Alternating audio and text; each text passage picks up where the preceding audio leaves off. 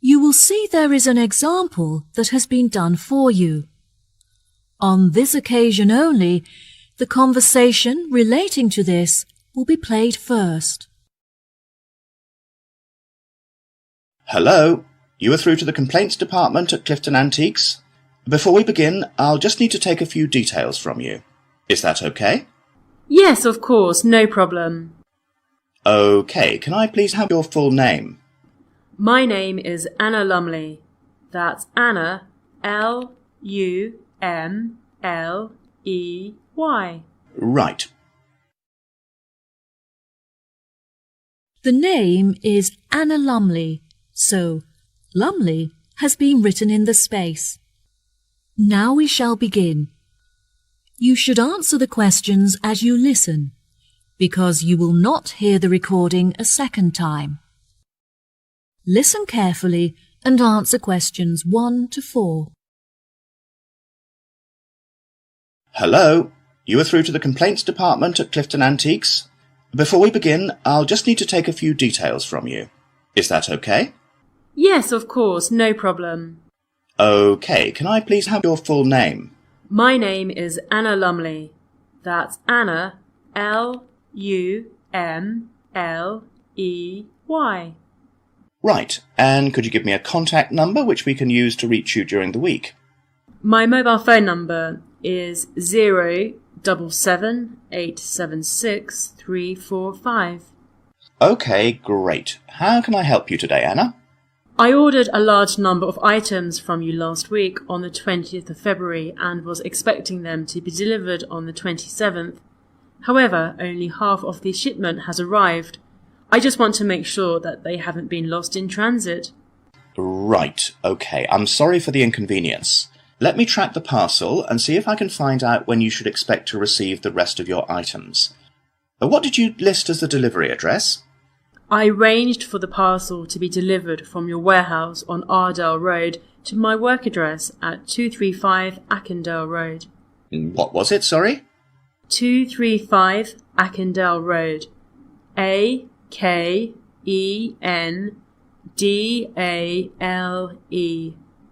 Eastsea? Yes, Eastsea.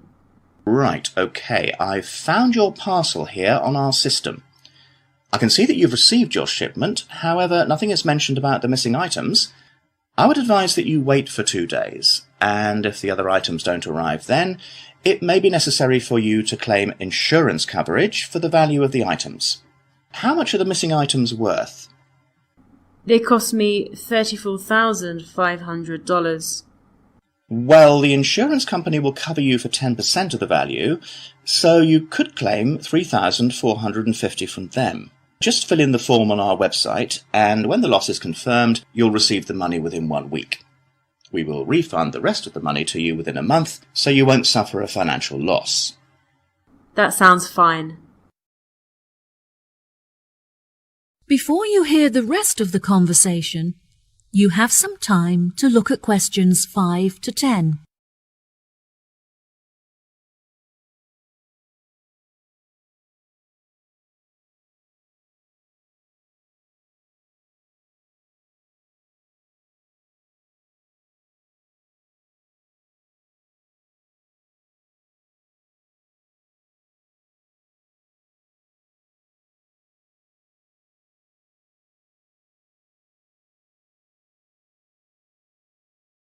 Now listen and answer questions 5 to 10. I'll just need to take a list of the missing items from you so we can check it against our records. Is that okay? Sure, no problem. Unfortunately, a lot of the items are one of a kind and therefore irreplaceable. There were some small items such as lamps and chairs that aren't very valuable. However, there was a large item of antique furniture and a bag full of first edition books, which were among the first ever to be printed on a press. Right, okay. Is there anything else? Yes, I also purchased a Victorian rocking horse for my daughter, some large oil paintings originating from the Edwardian period, and a few decorative fruit bowls. Right, okay. I've taken a list of your missing items, so I'll phone the warehouse to see if any of them are lying around. Ah, I almost forgot. There were a couple of other pieces that I've spotted on your website and would like to order. Can I do that now? Of course, no problem. Can you give me a description of the items that you're looking to purchase? There was a gold clock and a golden framed vintage mirror. OK, perfect. I'll charge the items to the payment card that you used before, and they should be delivered to you within the next week. Is there anything else that I can do for you today? Yes, 2 of the items that I received in the shipment are damaged, so I need to make a claim for a partial refund. Oh, I'm sorry to hear that. I need to take down a few details of the actual damage over the phone before you put in a full report. Can you tell me which pieces are damaged? A drawer is missing from the antique mahogany desk, and there is also a dent on one of the corners, so it's unusable. I see. Any idea of the price of repairing it? No, well, I don't think it can be repaired. I will need a new one. OK, I'll make a note of that and we'll see what we can do. Anything else? I also purchased a set of dining chairs with navy leather padding. However, the colour is faded and one of the legs has completely split down the middle. OK, are there any other damaged pieces? Yes, I purchased a set of Chinese crockery to furnish my dining room table. However, when I opened the box, I found that a cup was missing and that some plates had smashed. 4, actually. And is that all of the items? Yes, I think that's all. Right, I'll calculate the value of the damaged items and we'll issue you a refund. OK, thank you so much for your help. No problem at all, it was my pleasure. Goodbye. That is the end of Part 1. You now have 1 minute to check your answers to Part 1.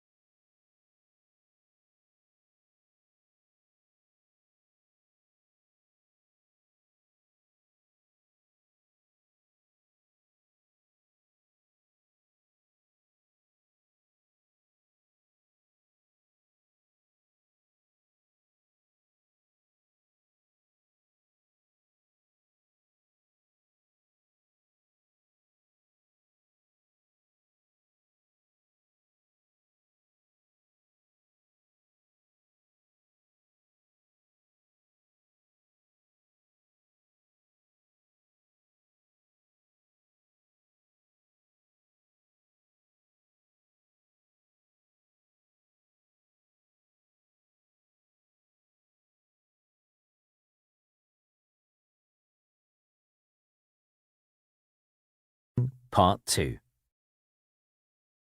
You will hear a tour guide introducing a resort called Mangrove Tree. First, you'll have some time to look at questions 11 to 17.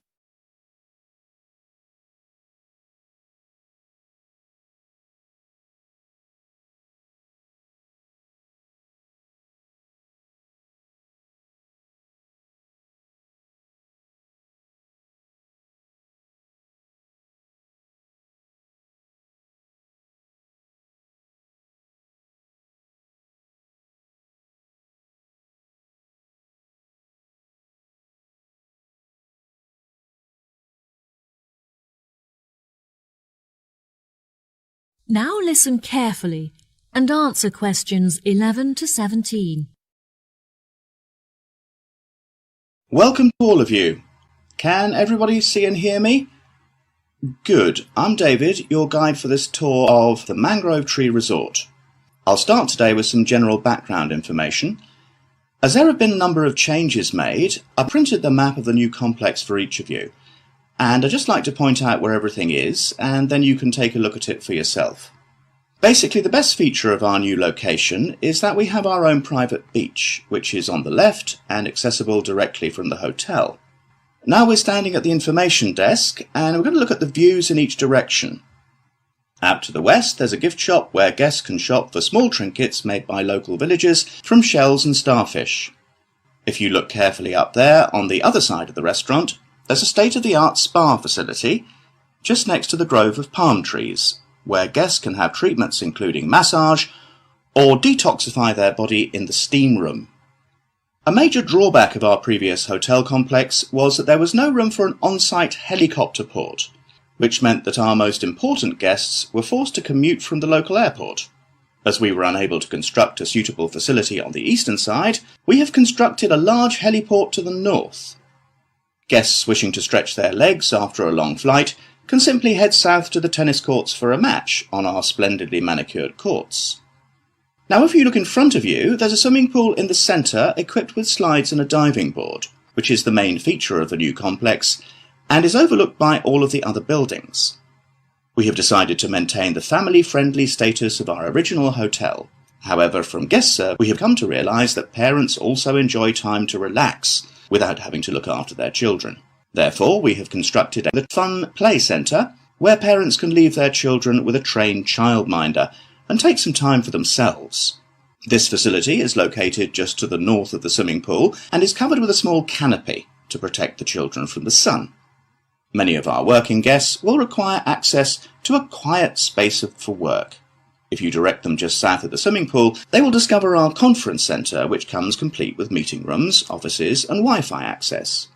In order to access the Wi-Fi network, they should simply report to the information desk, where an assistant will provide them with a personal password. This desk is situated just between the conference centre and the beach.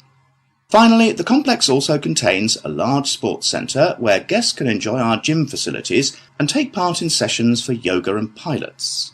Overlooking the swimming pool from the southeast, the centre offers stunning views of the entire complex and across the ocean. Before you hear the rest of the talk, you have some time to look at questions 18 to 20.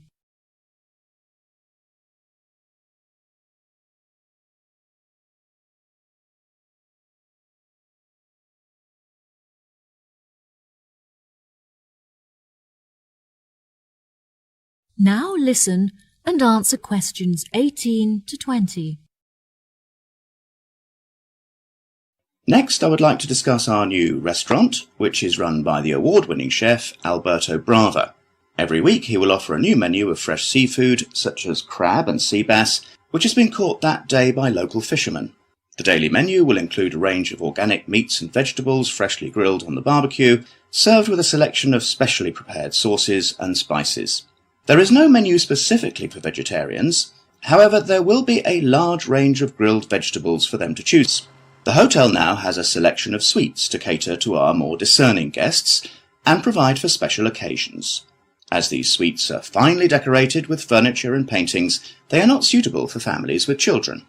Our Tiki sweet is the finest of them all. It is slightly too ornate for business people, but would be perfect for couples on their honeymoon who may even have been married in the hotel. Finally, I would like to share some exciting news. Our hotel has won awards in the past for its fantastic service. However, we have just won the prestigious Green Award for our efforts in reducing our carbon footprint.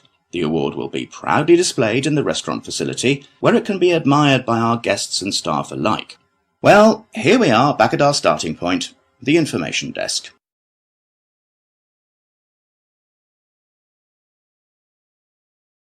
That is the end of part 2. You now have half a minute to check your answers to part 2.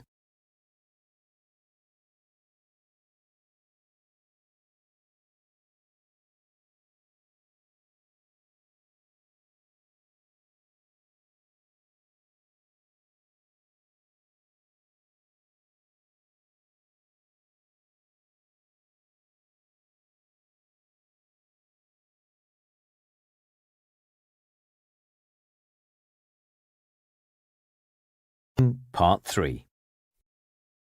You will hear a conversation between two students, James and Kate, talking about their studies and part-time jobs. First, you'll have some time to look at questions 21 to 25.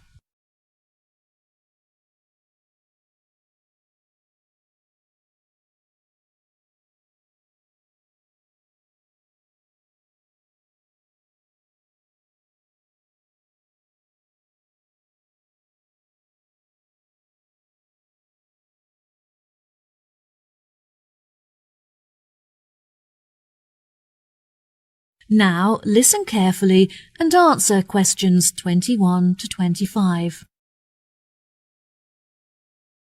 Kate, I'm really busy at the moment trying to manage both my schoolwork and part-time job. Oh, James, that sounds like a lot to handle. Where do you work? I managed to get a job working in the local bakery, learning how to make bread and cakes. Since I'm studying business, it's really useful to experience at first hand how a shop is run and interact with the customers. Wow, it sounds really interesting. I'd love to come in and try the produce one day. Is it nearby? It's about 15 minutes away, which is frustrating because it's too far to walk from my house and I have to drive there. Despite the commute, my tutor recommended it to me as it's renowned in certain circles for being a very well-run and successful business. Is it a part of the Kingfisher Bakers chain? No, it's an independent family-run store, which is good because they're really supportive and eager to help me with the information I need. How do you find the theoretical aspect of the schoolwork? I find the practical work far more interesting, but my tutors are really enthusiastic and I get on well with my classmates, which makes the lessons a lot more enjoyable. Also, I recently found out that I can complete the theoretical aspects of the course within 1 year because of the practical experience I'm getting. Wow, that's great. I know, I was so relieved. I find the theory pretty hard to understand, so I was really worried about taking it for another year. Do you get assessed every term or just once at the end of each academic year?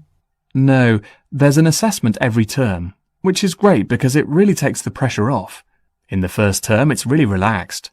You conduct your own experiments on your topic of choice, and then everyone in your class assesses each other as a practical exercise. It's just a shame that practical experience doesn't count towards the grades. Yes, that's true. Anyway, enough about me. What are you studying?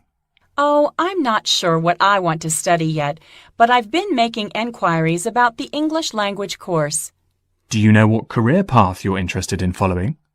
Since Spanish is my first language, I thought that studying English would be really beneficial if I decided to apply for a job in England. I really enjoy art, and I'm very creative, but I don't think that becoming an artist is a very practical choice. I was thinking of using my passion for art in a different way, like working as a curator in an art exhibition, for example.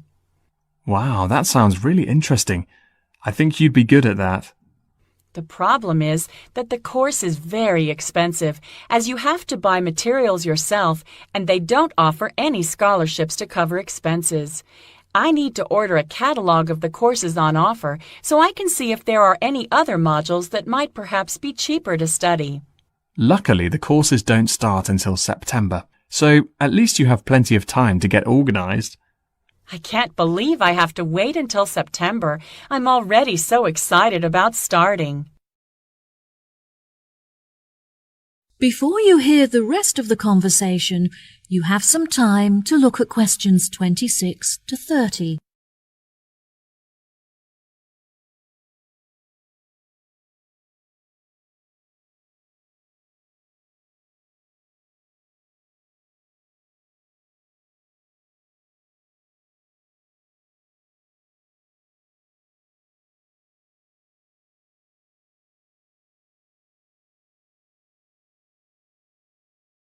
Now listen and answer questions 26 to 30. What other art-focused modules could you choose from? History of art is my first choice, since there isn't so much expense involved. I think it would be really interesting, as they invite a number of guest lecturers from across the globe to speak on specialist subjects. That sounds great. What about sculpture? Well, sculpture looked like a really suitable option at first, since it's the easiest course. But again, the utensils and materials aren't provided, so you have to spend a lot of money on supplies. I'm also considering the option of digital painting. There isn't much reading involved, and the accommodation is located inside the studio, so you would never have to worry about commuting. Commuting is such an inconvenience, so that's definitely a big advantage. What do you think of art theory? That's definitely an option for me. There are no exams, as you get assessed on your coursework and research is conducted independently, so you can work from home, which is really convenient. The only other option is photography, but I'm not so keen on that. Why not? I've just never really been interested in it, and I see it more as a medium for documentation rather than an art form. You're also required to buy one of those really expensive cameras with a digital display and micro-focus capabilities, which I can't afford. Well, let me know what course you decide on. I will. Thanks for talking it over with me. No problem. See you later. That is the end of Part 3. You now have half a minute to check your answers to Part 3.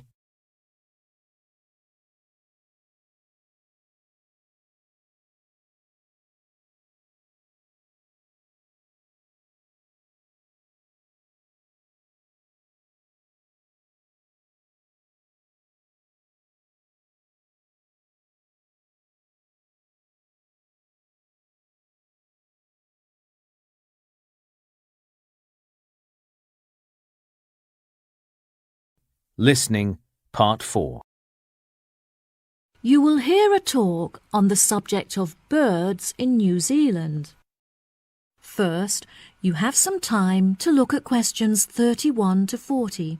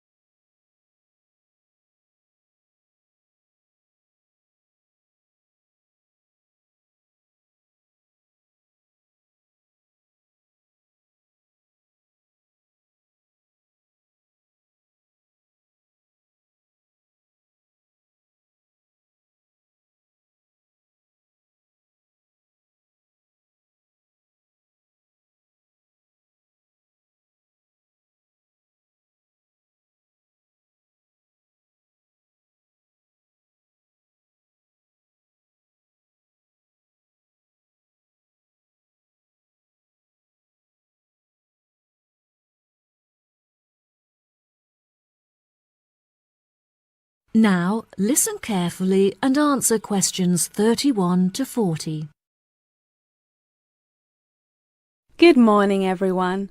Today we're going to look at birds native to New Zealand, delving into the facts and exploring methods of protecting these species from extinction.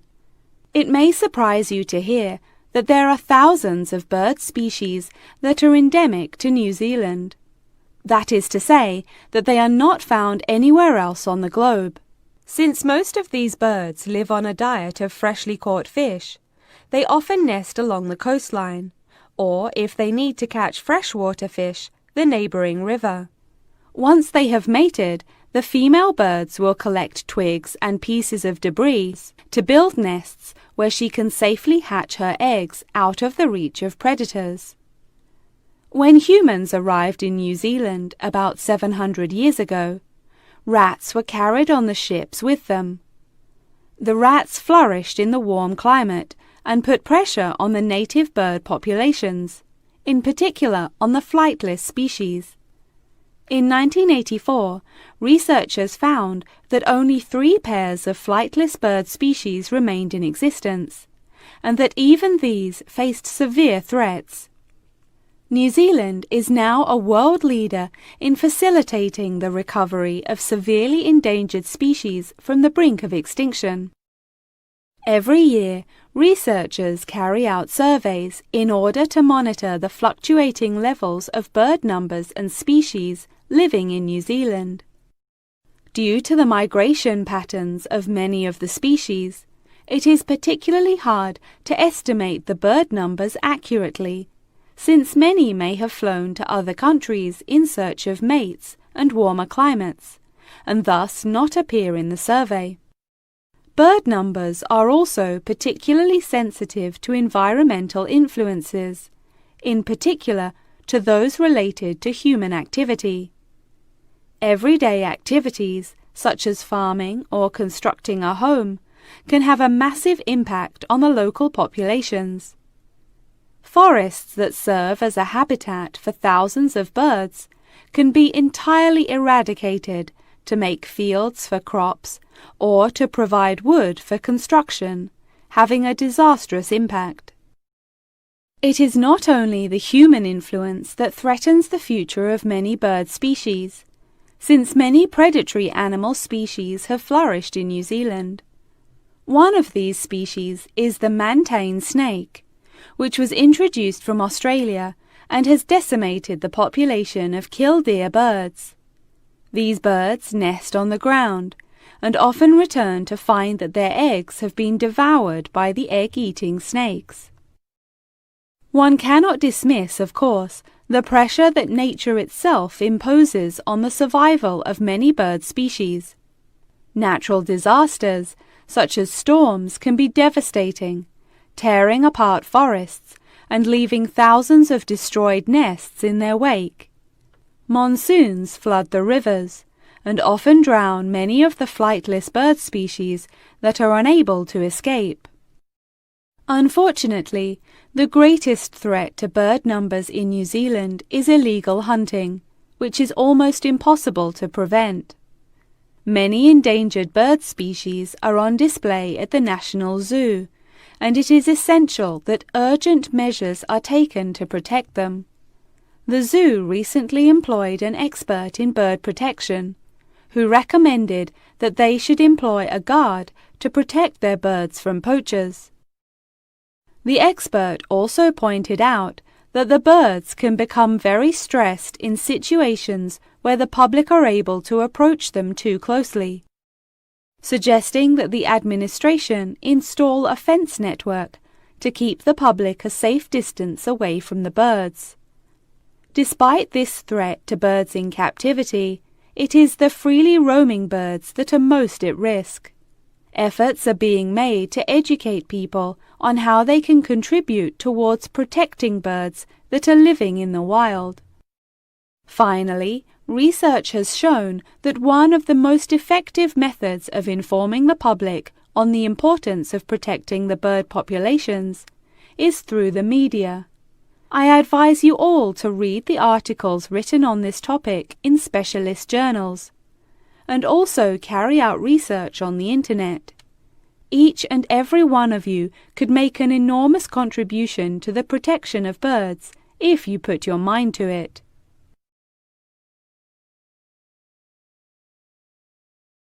That is the end of Part 4. You now have 1 minute to check your answers to Part 4.